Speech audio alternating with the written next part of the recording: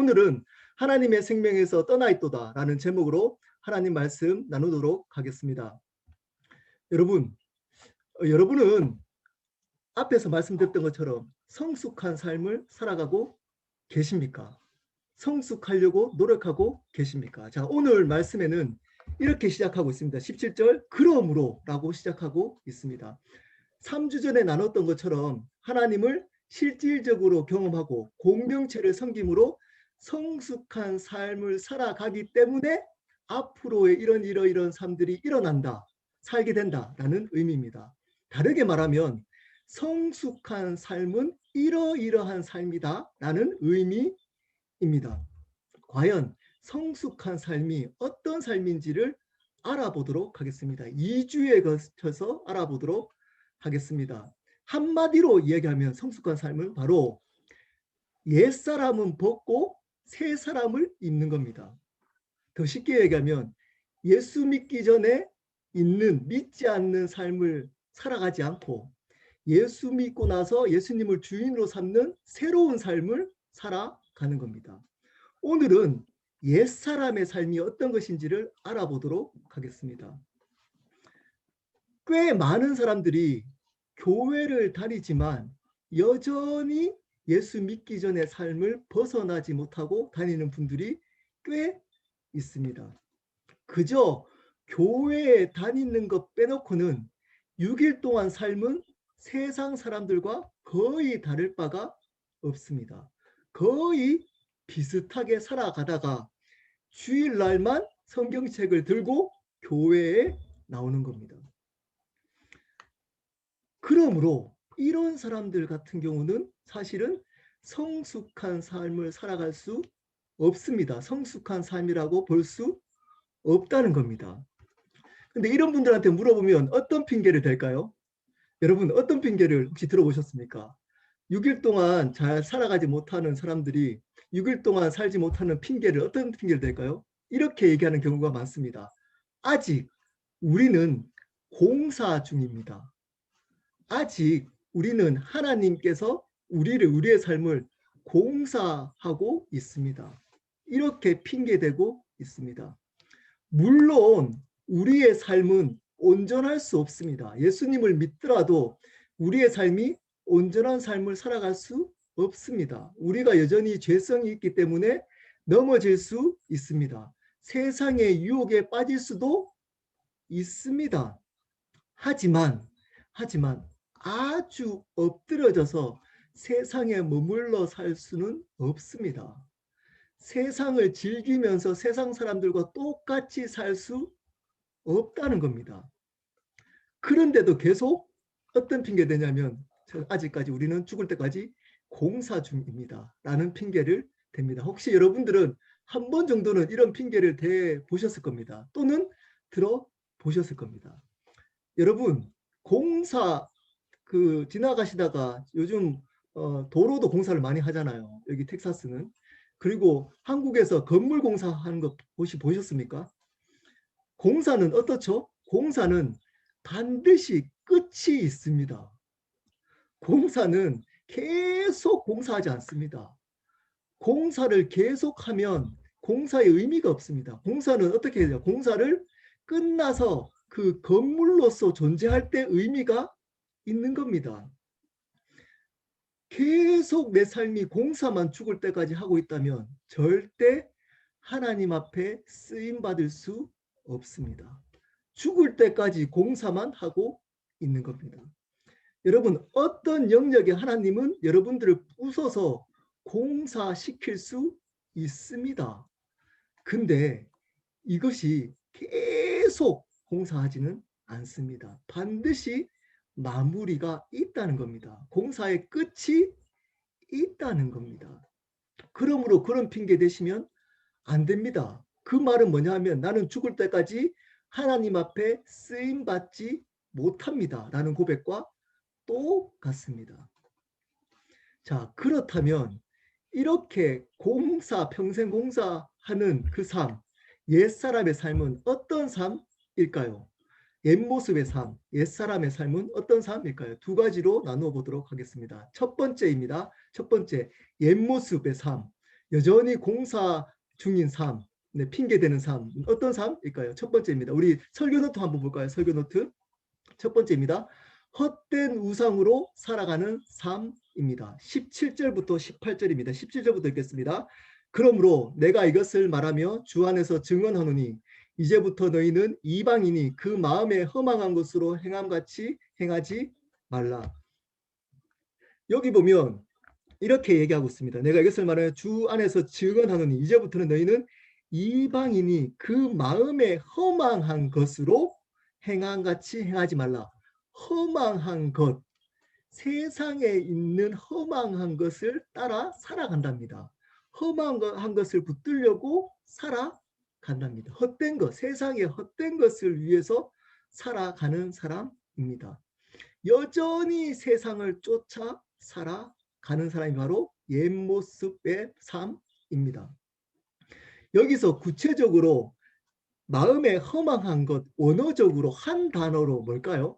바로 우상입니다. 우상. 요 단어의 원어의 의미는 바로 우상이라는 겁니다. 우상이 뭘까요? 하나님이 아닌 다른 것을 주인 삼는 것. 이것이 바로 우상입니다. 많은 우상들을 하나님 대신 섬기면서 쫓으면서 위하면서 살아간다는 겁니다. 여러분, 대표적인 우상이 뭐가 있을까요? 이 세상에. 바로 돈입니다. 돈. 만몬이라고 불려지는 바로 돈입니다. 이 세상은 돈이 있으면 다 된다고 이야기를 합니다. 그리고 실질적으로 다 됩니다. 세상은 돈만 있으면 거의 다 됩니다. 돈만 있으면 좋은 대학도 갈 수 있습니다. 요즘은 한국에 돈 있는 사람이 돈 있는 부모 만난 자녀가 좋은 대학 간답니다. 왜냐? 비싼 과외를 받거든요. 비싼 과외. 아주 특출나지 않으면 돈 많은 집 아이들이 좋은 대학 간답니다. 돈만 있으면 결혼도 잘 할 수 있습니다. 돈만 있으면 좋은 학위도 얻을 수 있습니다. 명예학위, 그래서 명예박사, 돈 있는 사람들을 이렇게 얘기를 합니다. 돈만 있으면 건강도 유지할 수 있습니다. 오래 살기도 합니다. 좋은 영양제, 비싼 병원 다니면서 치료받기 때문입니다. 돈은 이 세상에 있는 것들 다 이루도록 만듭니다. 그래서 어떻게 얘기하죠? 돈 많은 사람들 보고 저 사람은 돈 많은 사람 보고 잘 산다 이렇게 얘기합니다. 저 사람 잘 살아. 그러면 어떤 사람을 얘기하죠? 돈 많은 사람을 이야기합니다. 세상에서 저 사람 잘 사는 사람이야 라고 얘기할 때는 바로 돈 많은 사람을 이야기를 합니다. 이 말이 뭘까요? 아무리 인격이 있더라도 돈이 없으면 잘 사는 것이 아니라는 것이 포함되어져 있습니다. 우리 믿는 자는 그렇게 얘기하면 안 됩니다. 돈 많은 것은 부자이지 잘 사는 것이 아닙니다. 돈 많은 것은 그냥 부자일 뿐입니다. 잘 사는 것은 하나님 앞에 바르게 사는 것이 바로 잘 사는 것입니다. 이렇게 돈이 대표적인 우상이지만 또 여러 가지 다양한 우상들이 있습니다. 성공이라는, 이 세상에 성공이라는 우상이 있습니다. 명예라는 우상이 있습니다. 학벌이라는 우상이 있습니다. 자녀를 우상으로 여기며 살아가는 사람들도 있습니다. 자녀를 잘 섬겨야 되지만 자녀를 통해서 자기의 만족, 자기가 이루지 못했던 꿈을 대신해서 이루어질 거라고 생각하고 자녀를 우상으로 지내는 사람도 있습니다. 건강을 우상으로 여기며 사는 사람도 있습니다. 건강이 조금 힘들면 두려워집니다. 건강을 지켜야 되지만 건강 자체의 두려움을 가지고 사는 사람들은 바로 건강이 우상입니다. 관계의 우상을 가지고 있는 사람이 있습니다. 사람이 어떻게 생각하느냐에 묶여서 살아가는 사람들입니다. 이러한 다양한 우상들을 섬기면서 살아가고 있다는 겁니다. 믿지 않는 옛 모습의 삶은. 근데 믿는 자들도 이렇게 살아간답니다. 근데 여러분, 한 가지 우상을 여러분 기억하셔야 됩니다. 믿는 자들, 특히 우리 믿는 자들이 은밀해서 잘 바뀌지 않는 우상이 있습니다. 제가 몇 달 전에 작년에 수요 모임 때 했고 아마 종종 얘기를 했을 겁니다. 앞으로도 할 겁니다. 어떤 우상이죠? 종교적인 우상입니다. 노뱀 우상이라고 하는 우상입니다. 마침 이번 주에 열왕기하 18장에 나왔던 우상입니다. 히스기야가 부숴버렸던 우상입니다. 노뱀을 히스기야가 왕이 되자마자 부수어 버립니다. 그리고 느후수단이라고 얘기합니다. 그냥 노덩어리야 라고 노뱀을 없애 버립니다. 여러분 노뱀을 들어보셨죠? 노뱀. 노뱀이 뭐죠? 민수기 21장 4절부터 9절에는 하나님을 원망했던 이스라엘 백성이 독뱀에게 물려 죽어갈 때 그 뱀을 장대에 달아서 높이 들었더니 그 뱀을 그 장대에 걸린 그 뱀을 본 사람들이 살아났다는 겁니다. 그게 바로 노뱀이었습니다. 이스라엘 백성에게는 하나님이 우리와 함께 한다는, 우리를 특별하게 대했다는 국보입니다. 보물이었습니다. 그래서 히스기야 때까지 그 노뱀을 잘 관리하고 국보처럼 관리를 했던 겁니다. 근데 히스기야는 그 노뱀을 부수어 버렸습니다. 한국으로 말하면 어떤 거죠? 남대문을 없애버린 겁니다. 가만히 있을까요? 대통령이 남대문을 없애버리면 국민들이 가만히 있을까요? 그럼에도 불구하고 히스기야는 노뱀을 없애버립니다. 왜일까요? 이겁니다. 어느 순간 노뱀 처음에는 볼 때 하나님이 노뱀을 보면서 하나님이 우리와 함께 하셔 라고 하나님을 묵상하다가 어느 순간 노뱀 자체가 자기들의 자랑이 된 겁니다. 노뱀이 우상이 되어버린 겁니다. 노뱀이 있으면 노뱀을 통과해서 하나님을 만나고 하나님을 경험하고 하나님을 기억해야 되는데 오히려 노뱀에 스탑되어서 우상된 겁니다. 스탑돼서 우상이 된 겁니다. 여러분 이런 우상들이 믿는 자들에게 있다는 겁니다. 가장 은밀합니다. 이런 우상은. 어떤 우상이죠? 이 우상은 여러분 열심히 하는 성경 공부가 우상이 될 수 있습니다. 열심히 하는 기도가 우상이 될 수 있습니다. 빠지지 않는 예배가 우상이 될 수 있습니다. 열심히 드리는 헌금이 우상이 될 수 있습니다. 열심히 섬기는 교회 봉사가 우상이 될 수 있습니다. 내가 죄를 안 짓고 거룩하게 살려고 하는 그 열심이 우상이 될 수 있다는 겁니다. 어떨 때 우상이 되죠? 그것을 통해서 기도나 성경 공부나 봉사나 내가 바르게 살려고 하는 열심을 통해서 하나님을 높이고 하나님을 경험하고 하나님을 만나야 되는데 그 자체가 나의 자랑이 되어버리면 그것은 우상입니다. 노뱀 우상입니다. 나는 열심히 기도하는데 저 사람은 기도하지 않잖아. 우상입니다. 나는 성경을 이렇게 많이 아는데 저 사람은 성경을 잘 몰라. 어떻게 이렇게 집사가, 장로가, 안수 집사가 성경을 모를 수가 있지? 그렇게 생각하는 그것, 우상입니다.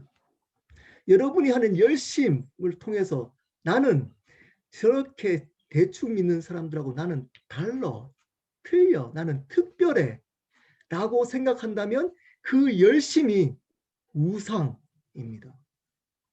여러분 다른 사람보다 열심히 사는 것, 하나님 앞에 열심히 산다고 하는 그것이 여러분의 자랑이 된다면 그것이 바로 우상이 됩니다.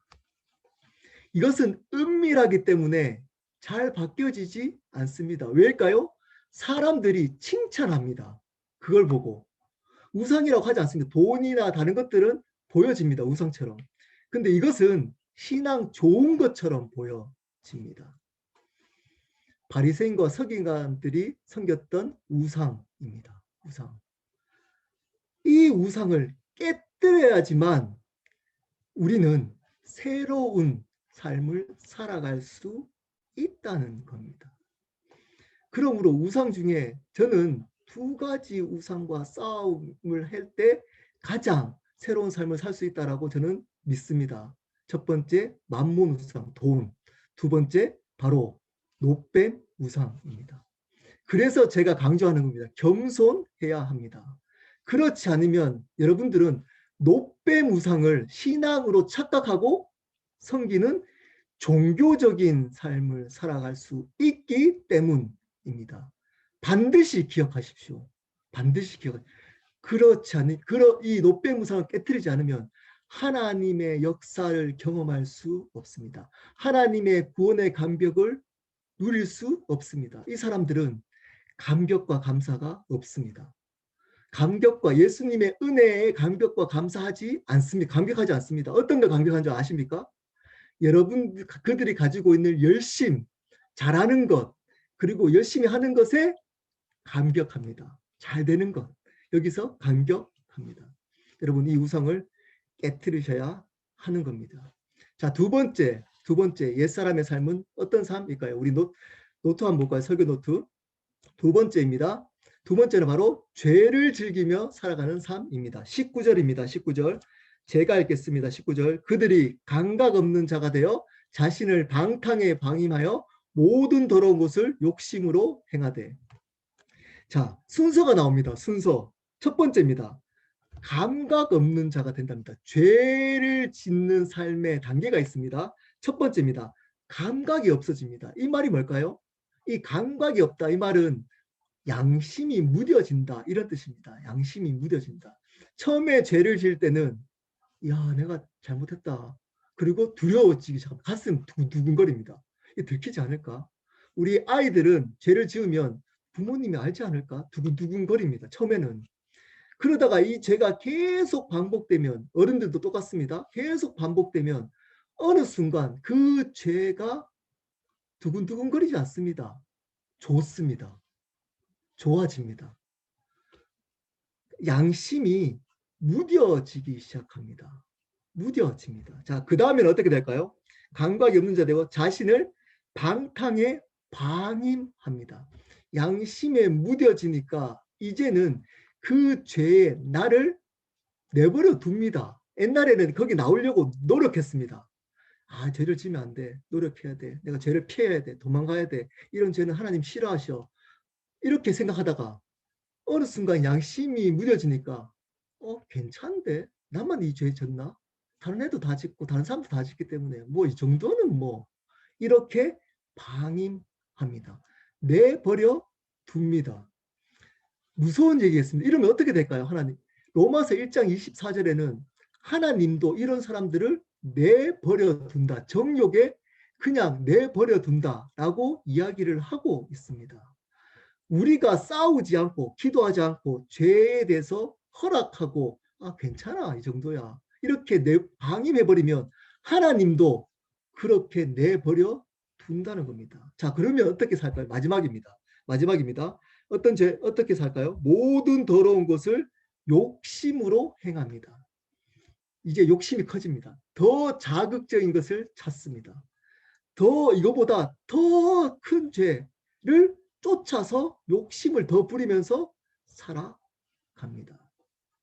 더러운지 모릅니다. 그것이 좋고 즐겁습니다. 어느 순간. 그거와 같습니다. 돼지가 냄새나는 우리에서 잘 살지 않습니까? 어느 순간 처음에는 냄새 났다가 계속 이 냄새가 이제 적응이 돼서 그냥 돼지 우리에 사는 겁니다.